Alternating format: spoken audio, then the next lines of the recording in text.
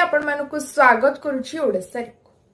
मार्च 8 रे कोटी महिला खाता को जीव सुभद्रा टंका।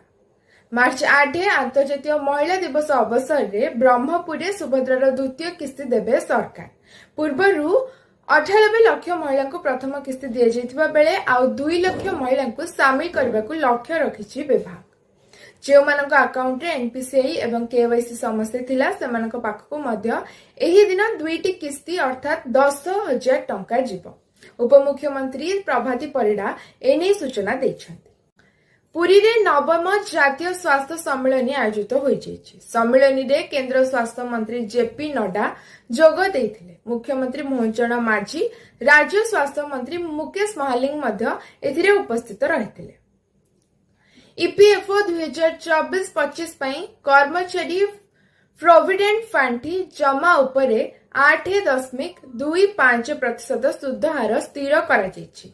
ईपीएफओ हार 8.25% रे स्थिर रहिछि। आज आर्थिक वर्ष 2024-25 पई सुध हार निष्पत्ति नेबा पई अवसर पांठी संस्थार सर्वोच्च निष्पत्ति ग्रहणकारी संस्था ईपीएफओ केंद्रीय ट्रस्टी बोर्ड सीबीटी बैठक रे एने निष्पत्ति निया जायछि। कटक स्नेहलता अपार्टमेंट रु बाप झियों मृतदेह उद्धार। झियो को मारी बापा आत्महत्या करथिबा संदेह करुछंती स्थानीय लोके।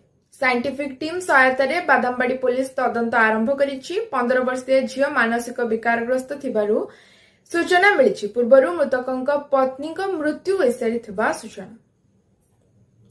झारसुगुड़ा रे 37 डिग्री छुईला पारद। मार्च रु मे जाए स्वाभाविक ठारू अधिक रहिबो दिन तापमात्रा। मार्च रु मे मध्य रे ग्रीष्म लहर अवधि वृद्धि पाइबार मध्य संभावना रहिछि बोली पाणीपाग विभाग पक्षरु सूचना मिलिछि। आज 37 डिग्री सह झारसुगुड़ा राज्यर सबुठारु उत्तप्त सहर। संबलपुर 36.4 डिग्री, हीराकुद रे 35.6 डिग्री रेकर्ड होइतिला। भुवनेश्वर रे सर्वोच्च दिन तापमात्रा 34 डिग्री रहिथिबा सूचना मिलिछि। आज पे एतिकी, धन्यवाद। शुभ